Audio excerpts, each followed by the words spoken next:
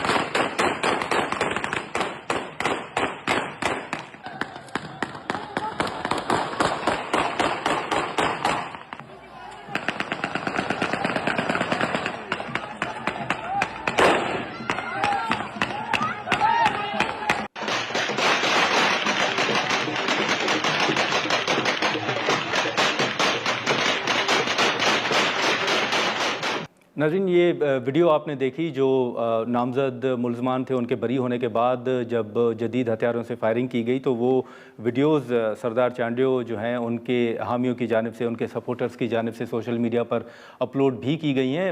اس پر بھی ہم جواب لیں گے. اس وقت امیر رباب چانڈیو صاحبہ ہمارے ساتھ موجود ہیں، ہم ان سے گفتگو کریں گے. امیر رباب، بہت شکریہ آپ وقت نکالنے کا. سب سے پہلے تو آج عدالت کا جو فیصلہ ہے، 8 سال تک یہ کیس جو ہے وہ چلتا رہا، آپ عدالتوں میں پیش ہوتی رہیں. آج جو فیصلہ آیا ہے، آج کیا کچھ عدالت میں ہوا، اور اوورآل اب آپ کی حکمت عملی کیا ہوگی قانونی طور پر؟ جی، سب سے پہلے تو بہت شکریہ آپ کا. اصل میں میرے والد صاحب، دادا اور چچا کا یہ جو قتل کیس تھا، تقریباً 8 سال تو کمپلیٹ ہو چکے، 9واں سال اس کیس کو ہے. اور میں عدالتوں کے آسرے میں ہمیشہ کہہ چکی ہوں کہ میں نے جاگیرداری اور سرداری نظام کے خلاف علم بغاوت بلند کیا. جی. میرے بابا نے سرداری نظام کو چیلنج کیا تو مندار کونسل بنی، اور اس کے بعد پھر اس طرح کرائے کے قاتل بھیج کر سرداروں نے یہ قتل وغیرہ کروائے. میں سندھ کی ایک بیٹی ہر در پہ گئی، عدالتوں کے دروازے کھٹکھٹائے، صرف اس لیے کہ مجھے انصاف مل سکے تاکہ میرے دل کو سکون ملے اور سرداری اور جاگیرداری نظام کا خاتمہ ہو سکے. مگر آج جو یہ فیصلہ آیا یہ ایک مایوس کن فیصلہ ہے. وہ الگ بات ہے کہ میں مایوس نہیں ہوں، میرے حوصلے بلند ہیں، میرے حوصلے پست نہیں ہوئے. انشاءاللہ میں اس کیس کو، اس فیصلے کو چیلنج لازمی کروں گی. میں ہائی کورٹ تک جاؤں گی، سپریم کورٹ تک جاؤں گی. انصاف جو کہ میرا حق ہے انشاءاللہ میں چھین کے بھی لوں گی. مگر یہ نظام آپ دیکھیے کہ کہاں پہ کھڑا ہوا ہے. یہ بڑی مایوسی پھیل چکی ہے ہر ایک مظلوم شخص میں، مظلوم طبقے میں، کیونکہ میں سمجھتی ہوں کہ یہ کیس میرے گھر تک محدود نہیں تھا. یہ کیس ہر اس مظلوم کا ہے جو سرداری نظام کا شکار ہے. آج میں جب نکلی، پہلے میں اکیلی نکلی سرداری نظام کے خلاف، وہ ایک گروپ تیار ہو گیا سرداروں کے خلاف. اس کی وجہ کہ سندھ میں ہر دوسرا شخص اس نظام کا وکٹم رہا ہے. تو میں سمجھتی ہوں کہ اس طرح کے فیصلے آنا، آپ نے دیکھا ہوگا کہ 2 دن پہلے سیکیورٹی جو ہے اتنی زیادہ تعینات کی گئی، کرفیو والا نظام دکھایا گیا.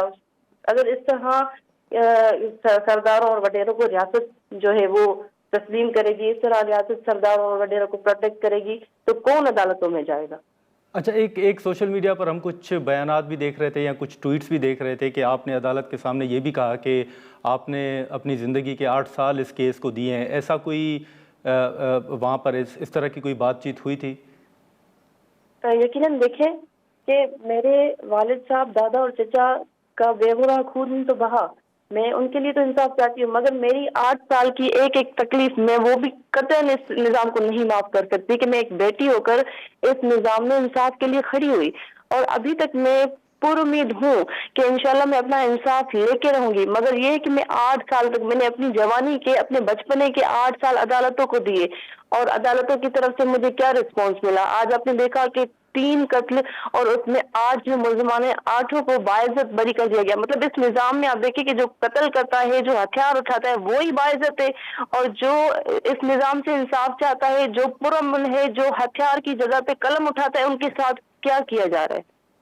اچھا لیکن عمر باب، ابھی یہ بھی ہمیشہ کہا جاتا ہے نا کہ عدالتیں جو ہے وہ شواہد دیکھتی ہیں، تو آپ کو لگتا ہے کہ شواہد میں کہیں کمی تھی یا وہ کچھ فراہم نہیں ہو سکا عدالتوں کے سامنے جس سے یہ چیزیں اسٹیبلش ہو سکیں؟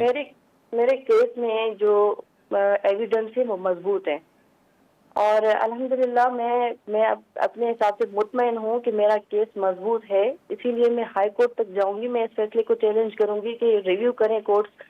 میں سمجھتی ہوں کہ 5 انگلیاں برابر نہیں ہیں، مگر یہ ہے کہ یہاں سے مکمل طور پہ ناانصافی ہوئی ہے، اس فیصلے کو میں قبول نہیں کرتی، اس فیصلے کو لازمی میں چیلنج کروں گی۔ چلے ٹھیک ہے، بہت شکریہ عمر رباب صاحبہ آپ کا وقت نکالنے کا۔ ناظرین، گفتگو آپ نے سنی، اب سردار خان چانڈیو صاحب ہمارے ساتھ موجود ہیں۔ سردار صاحب، بہت شکریہ وقت نکالنے کا۔ آج جو عدالت کا فیصلہ آیا ہے یقیناً وہ آپ کے حق میں فیصلہ آیا ہے، لیکن آپ نے دیکھا ہوگا کہ کئی سوالات بھی اٹھائے جا رہے ہیں۔